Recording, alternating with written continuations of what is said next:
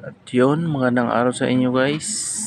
For today's video pala, gagawa po ako ng homemade crab ginataan.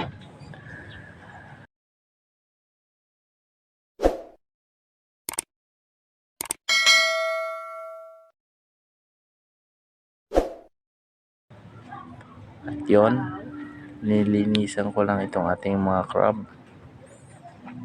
Ilagay ko lang sa isang malinis na lalagyan.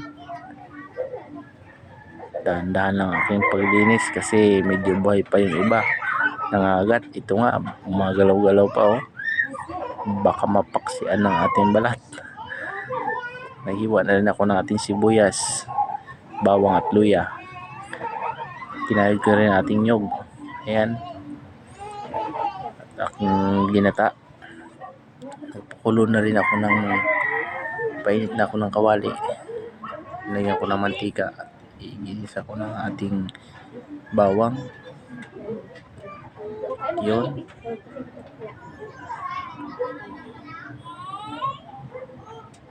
Sinunod ko na rin ang ating sibuyas. Mamaya-maya pa ilalagay ko na rin ang ating luya. Ayan na nga. So ikigisa lang natin yan. Nilagay ko na pala itong ating mga crab.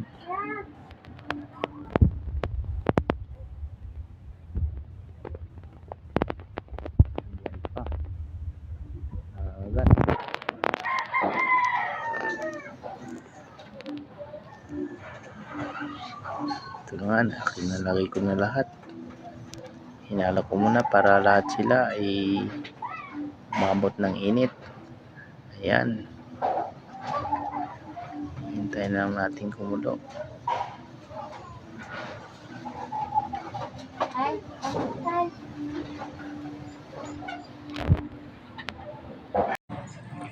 Yun na nga, pagkatapos kung mahalo-halo yan, tatakpan muna natin.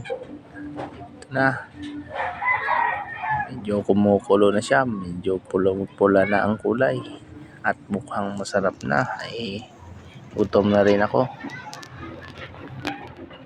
wala pang kain simula nung umalis kanina umaga. Tatakpan ko lang muna. At dito na nga guys, inilay ko na ating gata.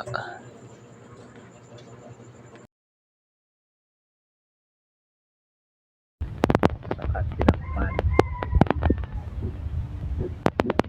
Papakunti. Ayan guys. Ito na siya. Ito na ating homemade crab ginataan. So, kain na po tayo. Sabayan niyo po ako. Ayan. Napakasarap. Unang subo. Wow. Sarap na sarap. Hanggang mapapatakam na lang ang mga high blood o ang mga hindi matagal nang hindi nakakain ng ganitong pagkain. Talagang napakasarap nito. Ayan, tingnan nyo naman. Sabaw pa lang, talagang napakasarap na.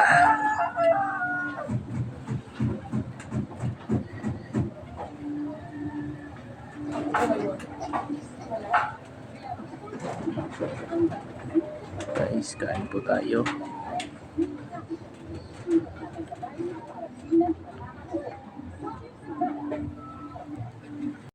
At talagang binakbakan ko na tong aking kain dahil ako gutom na gutom talaga. Galing pa tayo sa dagat. So hanggang dito na lang. Maraming salamat sa panonood.